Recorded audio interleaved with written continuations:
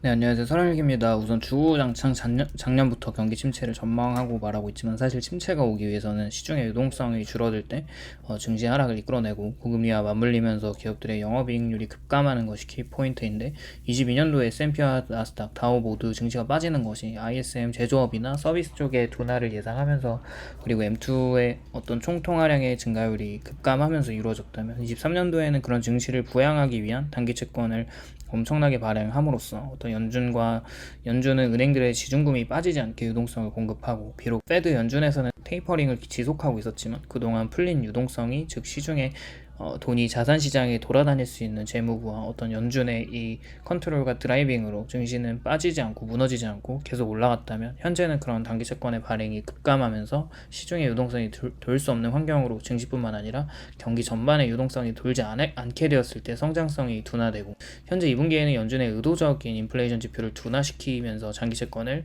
발행할 수 있게끔 금리 컨트롤을 시도하고 있다고 생각하고요. 현재 채권금리는 4.5에서 4.6% 밴드선에서 움직이고 있고 연준이 금리 인하를 하기 위한 총력전을 벌이고 있다고 생각합니다.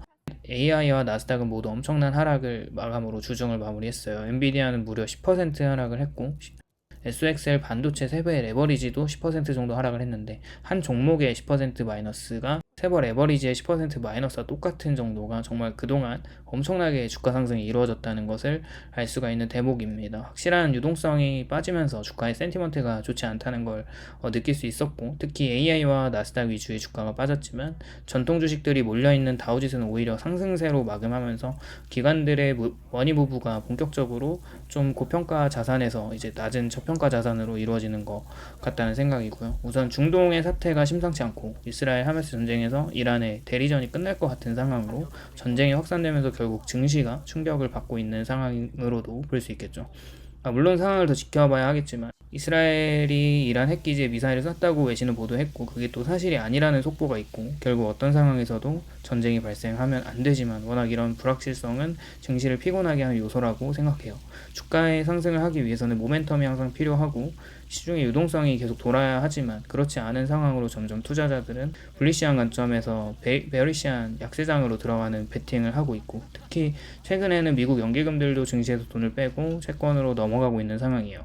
월스트리트 저널에 따르면 올해 들어서 미국 대형 연기금들이 주식시장에서 투자금을 회수하고 있고 주 정부와 지방정부 기금 등이 증시에서 돈을 빼고 회사채나 국제 사모펀드로 돈을 옮기는 머니무브가 이루어지고 있습니다. 우선 실제 미국 최대 공적 연금인 캘리포니아 공무원 퇴직연금 캘퍼스는 25억 달러 규모의 주식 투자금을 회사채로 전환을 했고 주식 투자 비중을 42%에서 37%로 낮추기로 결정을 했어요. 경찰, 소방관 등을 위한 기금이 2,600억 달러를 운용하는 뉴욕주 공동퇴직기금에서는 주식 비중을 47에서 39%로 줄였어요. 800억 달러의 규모의 알래스카 연구기금도 주식 비중을 줄였다는 이야기가 있습니다. 또 골드만삭스 연기금도 올해 3,250억 달러의 주식을 매각할 것을 말하고 있어요. 그렇게 점점 증시의 조정을 기인하는 머니무브가 확산되고 있고 주가의 변동성이 극대화되고 있는 상황이라는 거죠.